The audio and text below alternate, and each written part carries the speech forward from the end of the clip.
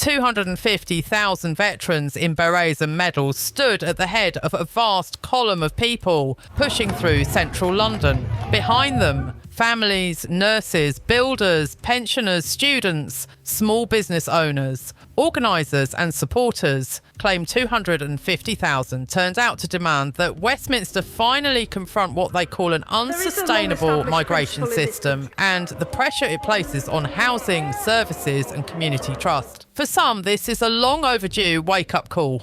For others, it's a dangerous turn anxieties inflamed, flattened into slogans. But wherever you stand, it is impossible to watch today's scenes and pretend that this anger is fringe or quiet. This was not a #war fought from sofas. It was shoe leather on tarmac, hands gripping flags and cardboard, voices thrown at the stone walls of institutions people no longer believe are listening.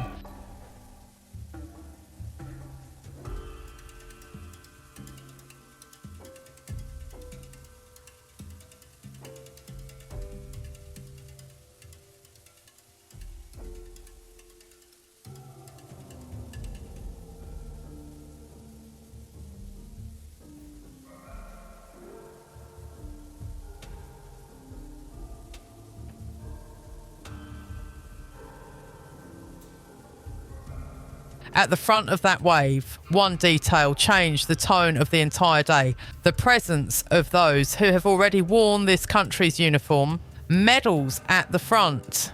They did not arrive as a polished publicity stunt. They came in warm blazers, faded patches, boots that had seen other marches, coats pulled tight against the wind. Some walked with sticks. Some pushed fellow veterans in wheelchairs. Rows of medals flashed each time the light caught them, drawing cameras and phones. A hand-painted sign on one veteran read, "We served, you ignored." Another, "Secure our borders, support our people." A third, "Housing, NHS security, keep your promises." Many at the front spoke of overstretched services, of hotels in small towns turned into temporary accommodation, while former soldiers chased stable housing, of asylum decisions dragging on for years, of leaders who they feel mock or dismiss anyone who questions the system. They insisted this was about policy, control and competence, not permission for hate. They framed their presence as a demand to be heard rather than caricatured. But as the march swelled, not every voice walking behind them carried the same restraint.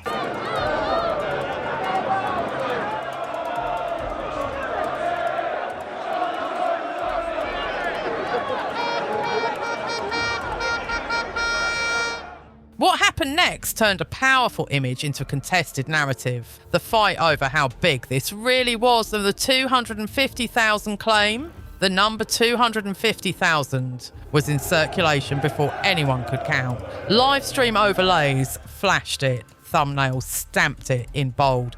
Commenters repeated it as proof that this was the day the silent majority showed up.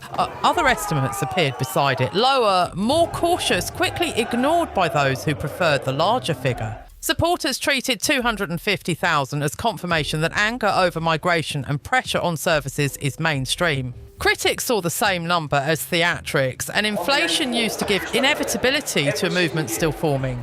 There was no official tally everyone accepted. There were only images, avenues dense with bodies, bridges crowded end to end, a moving mass that looked too large to wave away. In that gap between footage and verified data, the number stopped behaving like a statistic and started behaving like a banner. It became shorthand. Either look how many agree or look how fast this can be spun.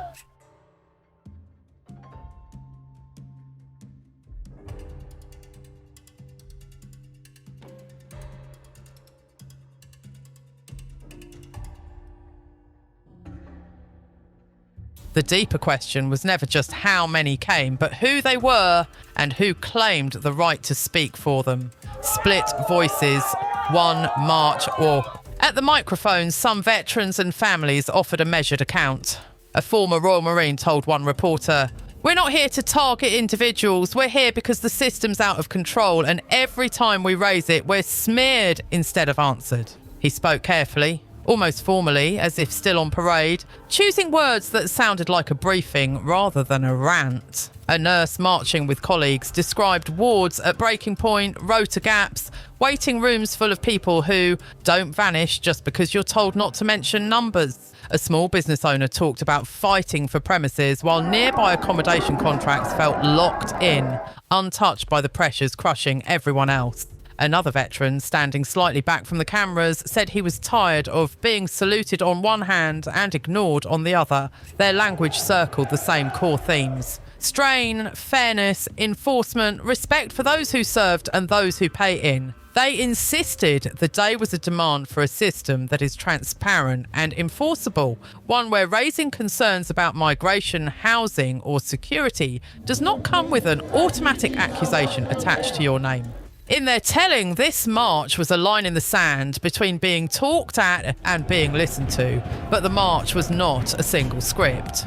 Further back, banners from hardline groups and online personalities sharpened the tone. Slogans lost the careful qualifiers. Some chants slid from policy into language. Many at home would call threatening. Loud enough that veterans at the front later said they did not recognise those words as theirs. Organisers tried at points to fold flags, to nudge certain symbols out of shot, to keep the day inside a boundary they could defend, but not everything stayed inside it. Across the police line, counter-protesters held "Refugees welcome, don't use veterans as cover, blame cuts, not migrants." They accused the march of turning genuine grievances into a weapon pointed downwards, away from boardrooms and cabinet tables and towards people with no power to rewrite the rules. Between those fronts walked thousands who said very little at all. Brows set, phones raised, children on shoulders, people mouthing along to some chants and going silent at others. One man in a high-vis jacket asked why he had come, paused for a long moment. "Because something's not working," he said, "and I'm tired of being told I'm awful for saying it." A woman pushing a buggy said she worried about school places and rents, but didn't want anyone screaming at strangers who've come here legally. A young woman watching from a doorway told a friend, "I get they're angry. I'm scared of what it turns into." On a nearby corner, a shopkeeper stepped outside to smoke and watch the lines pass both ways. "They're all shouting about the country," he said quietly, "but most of them don't run anything."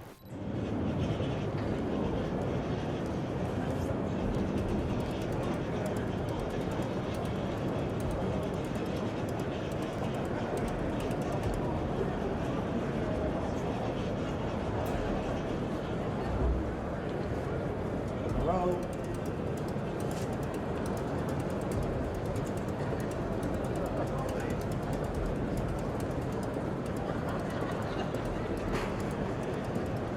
Is Andrew there? Andrew Langford. Police stood between these currents of sound, fluorescent jackets forming a moving hinge rather than a wall, trying to keep separate two competing claims about what Britain is and who it is for. Orders crackled in earpieces, but the posture stayed deliberately restrained. Hands down, visors up, eyes scanning for the one moment that could flip the story. The day remained tense, but mostly controlled. Yet any camera on that street could choose its own truth. The veteran quietly folding his banner at the cenotaph, the flare burning hot against a grey sky, the counter-chant against racism cutting through the march. The mother lifting her child higher to see. Cut one way, it was dignity and discipline. Cut another, it was menace and division. In those edits, before anyone went home, one march had already fractured into rival versions of itself. What happens next is not only decided on the streets, but on the screens. Streets versus screens. By mid-afternoon, the protest existed in two parallel versions. On the ground, it was long, cold, and mostly uneventful in the way real days are. People walked, stopped, started again. Stewards argued about pacing. Veterans shared flasks and stories that never trend. There were moments of confrontation and flares of temper, but they were fragments, not the whole. Online the same day was turned into campaigns.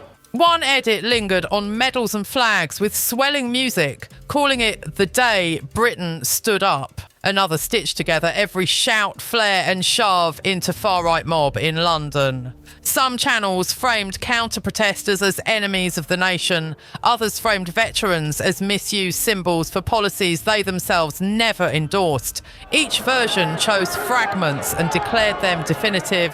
Fact checks appeared, pointing out that most of the march was peaceful, that some of the worst language came from fringe pockets, that the 250,000 figure was unconfirmed. Statements from refugee organisations, veterans groups and politicians tried to enter the stream. Emotion was already ahead. Once a clip confirms what someone believes about migration, borders or the establishment, almost nothing pulls it back. A massive London march, organised by far-right activist Tommy Robinson, became unruly as a small group of his supporters clashed with police who were separating them from counter-protesters. Several officers were punched, kicked, and struck by bottles tossed by people at the fringes of the Unite the Kingdom rally, Metropolitan Police said. While streets emptied, Westminster's lights stayed on, and the people inside had to decide what this day would mean. Westminster's dilemma. Inside Parliament and Whitehall, the tone was careful. Officials spoke of firm but fair systems, of clearing asylum backlogs, of tackling criminal gangs, of recognising contributions migrants make, of supporting communities facing pressure. They condemned overt racism. Praised veterans in general terms, hinted at reviews and adjustments. Opposition parties moved quickly to shape their own versions. Some claimed the march showed the government had lost control and failed both migrants and local communities. Others warned against stoking division while calling for serious, workable reforms. Every statement tried to nod toward veterans' concerns without endorsing the harshest rhetoric that appeared around the edges. For many who marched, it sounded like more delay in new packaging. For many who opposed the march, it felt like leadership nodding toward people shouting at their neighbours. For migrants and minority communities, it reinforced a familiar fear that their futures are argued over loudly without their voices. A march fronted by veterans is costly to ignore and risky to fully embrace. The government walked a tight line, acknowledged strain, promise control, insist on decency. Beneath that choreography, a deeper divide was coming into focus. Lines redrawn. Today's march sharpened a split that cuts across parties and postcodes. On one side are people who feel exposed, veterans on fixed incomes, renters and workers who see services stretched and believe decisions are made without them. Many view migration policy as one visible symbol of a wider system they no longer trust. On another side are people who feel targeted, migrants who work and study here, children of earlier arrivals, minority communities who have seen how quickly rhetoric can turn into threats. Many see demonstrations like this as a sign that they will be blamed for crises they did not cause. Between them are those who want rules enforced and decisions sped up, but reject any slide into dehumanisation, who respect veterans without accepting attempts by extremists to hide behind their service. Veterans at the front gave the day moral weight that different factions now rush to claim. If their message remains one of accountable policy and support for strained communities, this could force overdue clarity. If their image becomes a shield for those who thrive on division, they may watch their service quoted in arguments they never chose. Of free speech. It is very important. They need to stop illegal migration into this country. It's tearing us apart. And once the flags are folded and the feeds move on, one question remains. By tonight, stages will be gone, pavements washed, barriers stacked. The numbers will still be disputed, the edits still weaponised. Some will call it a victory, others a warning. The real measure is quieter. Whether power moves toward clearer, faster, fairer rules, whether the worst voices are isolated, not fed. This day is defined by what it accelerates or restrains, who feels safer or exposed, whether veterans feel heard, not used, and whether those watching in fear see leaders cool the temperature. Subscribe, like, comment below.